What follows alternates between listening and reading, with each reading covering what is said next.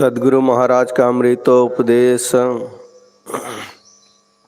महर्षि मिहि सत्संग सुधा सागर से प्रवचन संख्या 47 साधना के अंत तक पहुँचे। प्यारे लोगों, प्यारे महाशयों, आप लोगों का यह वार्षिक सत्संग होना मैं भी आवश्यक समझता हूँ, क्योंकि अखिल भारतीय संत मत सत्संग में इधर के बहुत लोग उपस्थित नहीं हो सकते हैं। ठीक ही है कि आप लोगों ने ऐसा सत्संग किया है। संथाल परगना के अंतर के और भागलपुर के दक्षिण बांका इलाके के सत्संगियों को यह छठा वार्षिक सत्संग है। इस वार्षिक सत्संग का जन्म ग्राम कोरका में 1948 ईस्वी में हुआ। वहाँ संथाल परगना जिला अधिवेशन नाम रखा गया। बांका डिवीजन वाले बोले, हमको क्यों अलग करते हो? हम लोगों ने तो सब दिन आपके साथ मिलकर सत्संग किया है। अतएव बांका दक्षिण, भागलपुर और संथाल परगना दोनों का यह सत्संग है। इसका उपयुक्त नाम बांका, भागलपुर और संथाल परगना वार्षिक सत्संग होना चाहिए। यह संत मत सत्संग किसी मत विशेष का खंडन करने वाला नहीं है। इसीलिए हम लोग संत स्तुति पढ़ते हैं। सब संतन की बड़ी बलिहारी, उनकी स्तुति के ही विधि की जय। मोरी मति अति नीच अनारी, दुख भंजन भव फंदन गंजन। ज्ञान ध्यान निधि जग उपकारी, बिंदु ध्यान विधि नाद ध्यान विधि। सरल सरल जग में परचारी, धनी ऋषि संतन धन्य बुद्ध जी। शंकर रामानंद धन्य अघारी, धन्य है साहब संत कबीर जी। धन्य नानक गुरु महिमा भारी, गोस्वामी श्री तुलसीदास जी। तुलसी साहब अति उपकारी, दादू सुंदर सूर स्वपच रवि। जग जीवन पलटू भय हारी, सतगुरु देवी अरुजे भय हैं।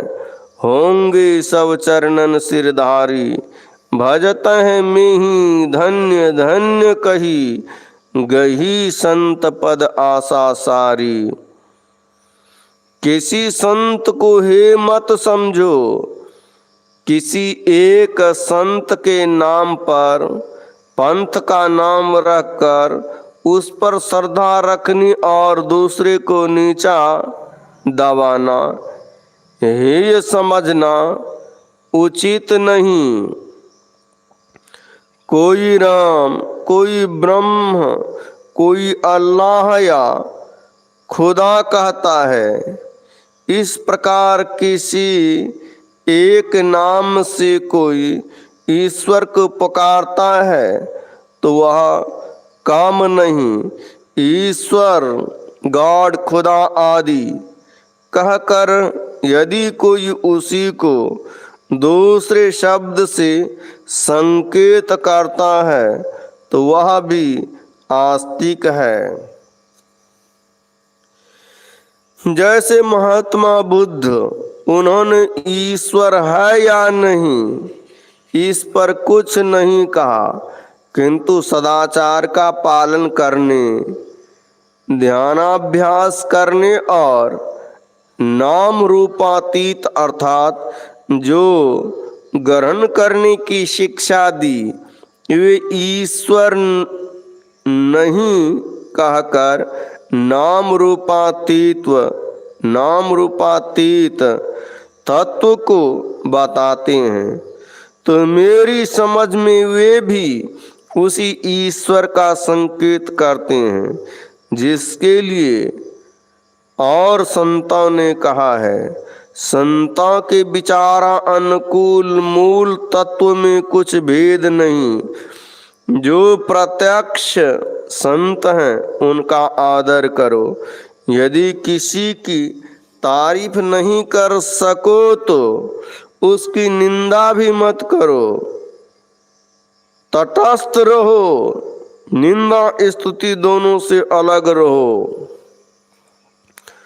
कबीर साहब के वचन में पाठ हुआ, सूरत को जगाने का, नादानुसंधान करने का, संत के पास जाकर नम्रता से उनको प्रणाम कर भक्ति मार्ग की शिक्षा दीक्षा लेने का और संसार की ओर पीठ कर भागने का आदेश है।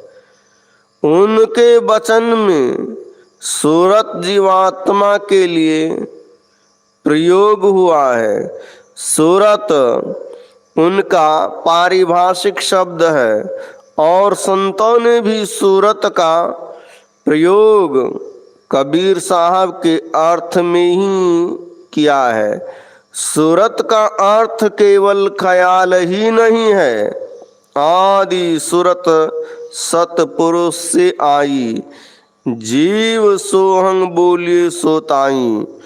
कबीर दास सूरत को जगाते हैं और कहते हैं कि अज्ञानता की नींद में तुम क्यों सोए हो, उठो और भजन में लग जाग, भजन में लगो। उठने के वास्ते वे कहते हैं कि चित्त वृत्ति को जोड़कर, चित्त लगाकर आंतरिक कान से सुनो। मधुर ध्वनि का स्वर होता है। यह कहाँ सुनने को कहते हैं? कहीं बाहर में या अंदर में? अपने अंदर में सुनने को कहते हैं, क्योंकि सूरत को सुनने कहते हैं। इसी को सूरत शब्द योग या नादानुसंधान कहते हैं। ऋषियों ने इसी को नादानुसंधान कहा और आजकल के संतगण उसको नाम भजन या सूरत शब्द योग कहते हैं। सब संतों ने इसी का साधन किया और इस विषय में प्रचुरता से उपदेश वाक्य कहे भी हैं। कबीर साहब के पहले भी श्री रामानंद स्वामी का प्रचार था। श्री रामानंद स्वामी के पहले गोरखनाथ जी का प्रचार था, किंतु उनका प्रचार साथ साथ हठ योग लिए हुए था। श्री रामानंद स्वामी ने इस नादानुसंधान के द्वारा भगवत भक्ति का प्रचार किया था। श्री गोस्वामी तुलसीदास जी महाराज ने रामायण की चौपाई में इस साधन का संकेत किया है। बंदो राम नाम रघुवर को, हेतु कृषानु भानु हिम कर को, विधि हरिहर मय वेद प्राण सो, अगुण अनुपम गुण निधान सो, नाम रूप दुई ईस उपाधि, अकथ अनादि सुसाम जी साधी।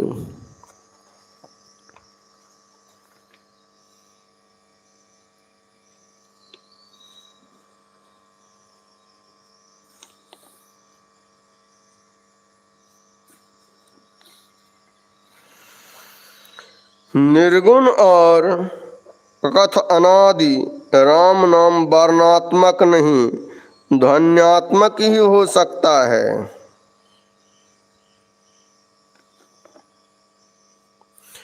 सूरत को जगाने वाले में दो प्रकार के मनुष्य हो सकते हैं।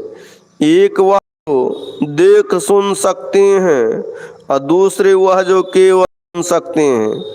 जन्मांध को देखना नहीं होता वह सुन सकता है, किंतु जिनकी आंख अच्छी है वह देख और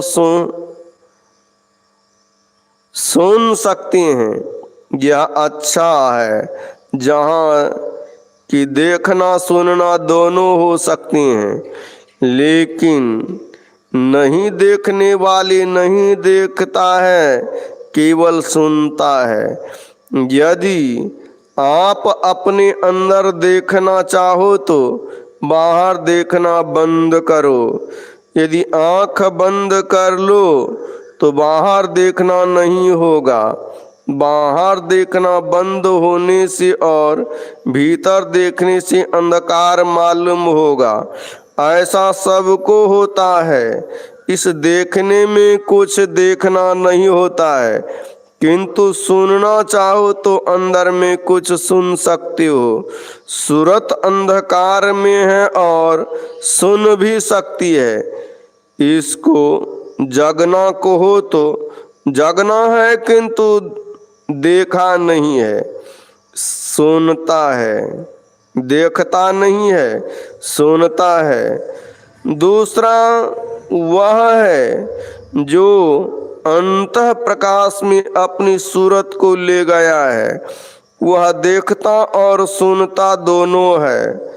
जो पहले तरह आंख बंद करने से मालूम होता है वह पहले तल पर है। वह वैसा है जैसा आंख वाला हो। इन दोनों में बड़ा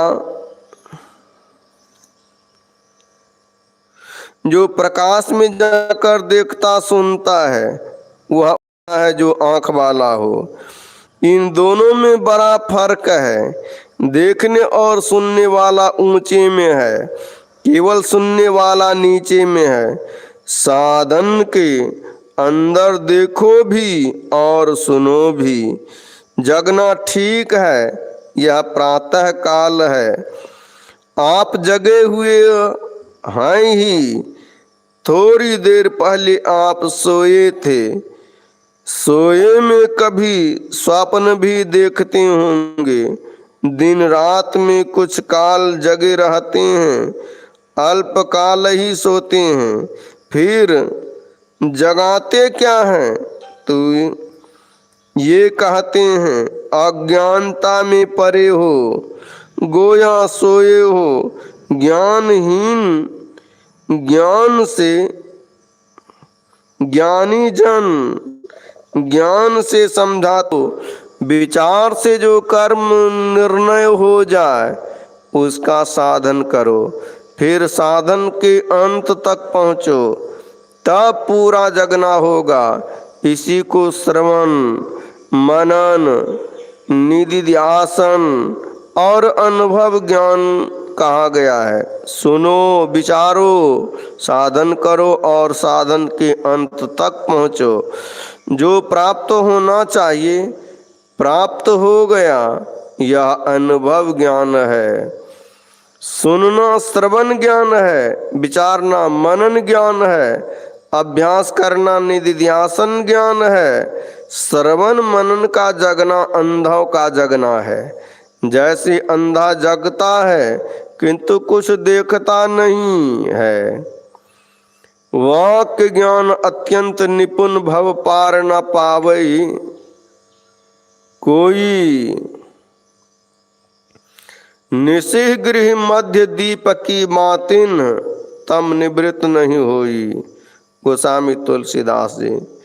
अंधकार दूर करने के लिए जो यत्न करना चाहिए करना होगा, तब ठीक जगना होगा। तेल तुल पावक पुट भरी धरी, बनैन दिया प्रकाशत। कहत बनाए दीप की बातें तम निब्र, कैसे हो तम नासत। संत सूरदास जी। तात्पर्य यह कि प्रकाश पाने का जो यत्न है वह करते नहीं, केवल बोलते हैं। इससे प्रकाश नहीं हो सकता। भगवान बुद्ध ने भी कहा तुम जो अंधकार में पड़े हो, प्रदीप की खोज क्यों नहीं करते? और मुक्ति को उपनिषद में भगवान श्री राम ने श्री हनुमान जी से अंतर की ज्योति की खोज करने के लिए कहा है। प्रकाश पाने के लिए जो दृष्टि होती है वह साधारण दृष्टि नहीं, साधारणतः 3 अवस्थाओं में जो आते जाते रहते हैं, सो क्यों एक ही जगह में सब समय नहीं रहते हैं। यह शरीर एक घर के समान है, इसी को घर भी कहते हैं, इसी में आप रहते हैं। इसी को घट भी कहते हैं, इसी में आप भी हैं। इसमें कभी जागते हैं, कभी स्वप्न में जाते हैं और कभी सुषुप्ति में जाते हैं। ऐसा क्यों? जागृत के स्थान में जाने से जगते हैं, स्वप्न के स्थान में जाने पर स्वप्न होता है और सुषुप्ति के स्थान में जाने पर वह अवस्था होती है। इन तीनों अवस्थाओं में आना जाना जगना नहीं है। सुनने, समझने, विचारने से मोह नहीं छूटता। तुरंत ज्ञानी बन जाते हैं और तुरंत अज्ञानी के समान काम करते हैं। यह जगना नहीं है, इसके लिए कुछ और बात है।